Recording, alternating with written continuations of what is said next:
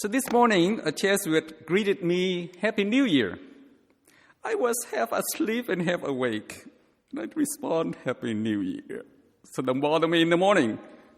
Yes, today is the first day of our church liturgical year. Our liturgical year begins with the season of Advent. So what is Advent? How do we live out this season? For students, Advent can be a season of stress due to upcoming final exams. Am I right? And for non-students, Advent can also be a season of stress or excitement for shopping. For this Black Friday, I told myself not to go shopping. So after seeing movie Frozen 2 with my niece and sister, I saw a huge sign, 70% off for all polo shirts. And before I knew it, I walked in and bought a polo shirt. So what is Advent? Advent is not a season of shopping.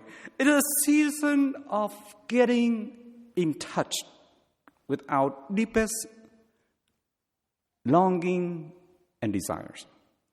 A season of getting in touch with our deepest longing and desires. So what are you and I long for this Advent?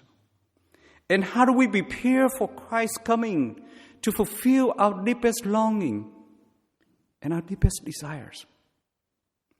What are you and I long for this Advent? For students, we might long for passing the test and long for a break. And for some of us, we might long for to have a job or a romantic relationship. For parents, we might long for safety and health for our children. And for those who are concerned for our society and our world, we might long for peace, security, and stability. If today's first reading, the Israelites also long for peace, security, and stability for themselves and for their own country. The context was Assyrians, which is northern Iraq, just occupied the northern part of Palestine in 721 BC, and they want to occupy the south as well, which is include Judah and Jerusalem. So what did the Israelites do? They ran to Egypt for protection, and they built up weapons and military to defend themselves. This makes sense, right? And precisely within this context, Prophet Isaiah told them another option. Run to the Lord for protection. Walk in the light of the Lord. And only the Lord, not Egypt, nor your weapons, can bring you peace and security. How so? How can the Lord bring the Israelites and us peace and security? In today's first reading, Isaiah describes the Lord's plan in 3 points: highest mountain, streaming, and instruction. The first point, the highest mountain. This is the way Isaiah described. In days to come, the mountain of the Lord's house shall be established as the highest mountain. That's a very powerful image for Advent. What is the highest mountain in your life? What is the highest mountain in my life? And what is the highest mountain in the world today? Is it Everest? You know, Everest is the highest mountain, right? Is it America? Is it China or Russia? Is it someone or something, some value, some job, relationship, shopping before Christmas? Is the Lord the highest mountain of your life and my life? The highest mountain. So the second point, all nations shall stream toward the Lord's mountain. That's another powerful image for Advent. All nations, all peoples shall stream toward the Lord's mountain. Now, last Thursday, as you know, on Thanksgiving Day, we had such a heavy rain. I love that image. All waters stream toward the rivers or someplace. all water stream toward rivers or someplace. And my family members come from different directions, streaming toward my brother's house to celebrate Thanksgiving. Isaiah prophesies, all nations, all people shall stream towards the Lord's mountain. And all nations, whether rich or poor, whether come from America, China, or Russia, shall stream toward the highest mountain of the Lord. What about you and me? Are all of our thoughts, feelings, actions, values stream toward the Lord? This is such a great question for you and me to pray over this Advent. Are all of our thoughts, feelings, values, actions streaming toward the Lord? Ignatius, the founder of the Jesuits, came up with a method. It's called examine. Examine in some way is all about staying awake. As the gospel today, Jesus talked about staying awake, paying attention. Pay attention to the Lord. Pay attention to the Lord's coming, not just in the final coming, which is the end of the world, or the coming 2,000 years ago, but the coming today. What has the Lord been working in our lives? Which person or activity today helped me streaming toward the Lord's mountain?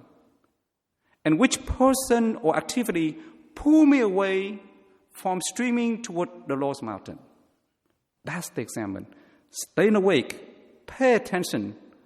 Which activities, which person helped moving us streaming toward the Lord's mountain? And once we stream toward the Lord's mountain, Isaiah went on to describe what the Lord can do to secure peace and instructions. That brings me to the third point, instructions. Isaiah described, the Lord may instruct us in His ways, and we may walk in His paths. The Lord will give instruction how to secure peace and security.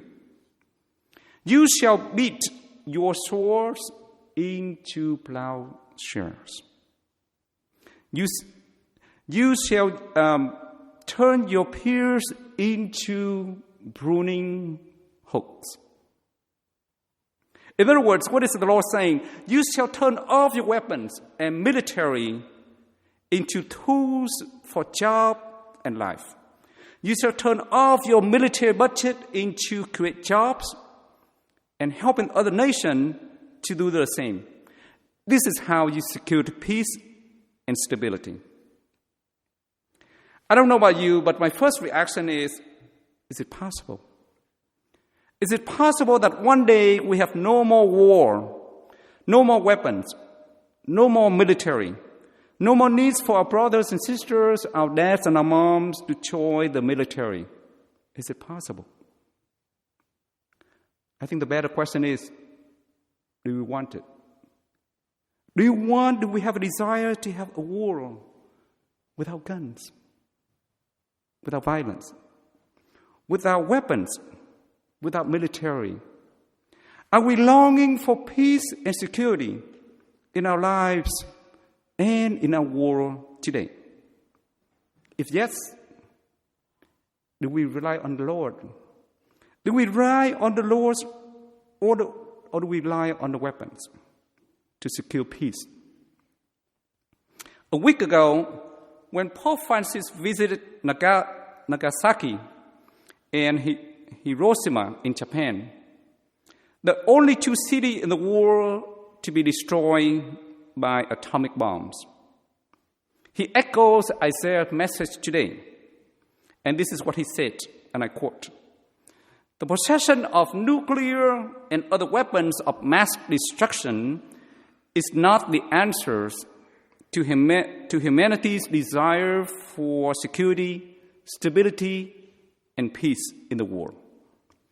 He went on to forcefully denounce the arms race because in the world where millions of children and families live in inhumane conditions, the money that is squandered and the fortunes made to the manufacture, upgrading, maintenance, and sale of ever more destructive weapons are an affront crying out to heaven. He continued, he denounced the use of atomic energy for purpose of war. And he went on to say it as a crime against humanity and immoral. And he said, so too the possession of it, the possession of nuclear weapons is immoral. Advent is a season of getting in touch with our deepest longing and desires. The Lord also longs to be with us, to be born in us and share life with us. The Lord wants you and me to have peace and joy and life. The question is, do we want it? Do we want the Lord to come to reign over us in our world this Advent? I hope and pray that we can sing today and every day, "O come, O come, O come, Emmanuel, and ransom captive